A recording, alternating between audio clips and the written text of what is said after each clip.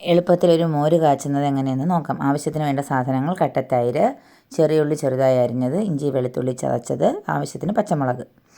ചീനിച്ചട്ടി ചൂടായതിന് ശേഷം അതിലേക്ക് നമുക്ക് വെളിച്ചെണ്ണ ഒഴിച്ചു കൊടുക്കാം. വെളിച്ചെണ്ണ ചൂടായി വരുന്ന സമയത്ത് കടുക് പൊട്ടിക്കാം. അതിലേക്ക് ആവശ്യത്തിന് കറിവേപ്പില ചേർക്കാം. ചെറുതായിട്ട് അരിഞ്ഞ കുഞ്ഞുള്ളി, ഇഞ്ചി വെളുത്തുള്ളി ചതച്ചത്, പച്ചമുളക് എന്നിവ ചേർത്ത് നന്നായിട്ട് വഴറ്റിയെടുക്കുക. അതിലേക്ക് ആവശ്യത്തിന് അല്പം ഉപ്പും കൂടി നമുക്ക് ചേർത്ത് നന്നായിട്ട് വഴറ്റിയെടുക്കാം.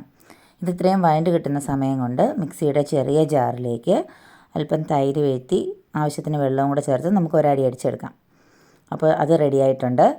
ഇനി നമ്മൾ നേരത്തെ വഴണ്ട് വെച്ചിരുന്ന സാധനത്തിലേക്ക് അല്പം മഞ്ഞൾപ്പൊടി ചേർത്തിട്ട് അതിൻ്റെ പച്ചമണം മാറാൻ വേണ്ടിയിട്ട് ഒന്ന് വെയിറ്റ് ചെയ്യുക. പച്ചമണം മാറിയതിന് ശേഷം നമ്മൾ അടിച്ച് വെച്ചിരിക്കുന്ന തൈര് നമുക്ക് അതിലേക്ക് ചേർത്ത് ഇളക്കി കൊടുക്കാം.